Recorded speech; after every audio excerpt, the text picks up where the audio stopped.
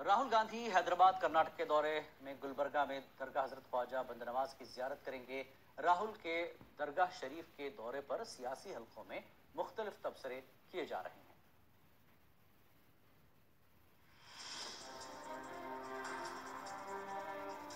कर्नाटक में इख्तिदार बचाने के लिए कांग्रेस हर मुमकिन कोशिश कर रही है, जिसे राहुल गांधी के दौरा हैदराबाद कर्नाटक से समझा जा सकता है। क्योंकि इससे पहले गुजरात में थे, वो कई जगह वो गए हिंदुस्तान भर में, लेकिन किसी भी मुस्लिम इदारे में, मस्जिद में या दरगाह में वो कभी गए नहीं, कभी माइनॉरिटीज के किसी फर्ज से वो नहीं मिले गुजरात में। अब यहाँ कर्नाटक में चूंकि इलेक्शंस हैं, सो वो जहाँ जाते हैं तो वहाँ पे अब उन्होंने अपने एजेंडा में शामिल कर लिया है कि कुछ सेकुलर टच उसको दें, जबकि ये बात वहाँ याद नहीं आई थी। और अब यहाँ पे वो दरगाह जा रहे हैं कि इससे शायद एक सेकुलरिज्म का और मुस्लिम अपीजमेंट का एक तरीका ये हो सकता है। राहुल का ये स्टैंड सोशल इंजीनियरिंग का फार्मूला कहा जा सकता है, जिसके तहत तमाम मज़ाहिब के लोगों को खुश किया जाए।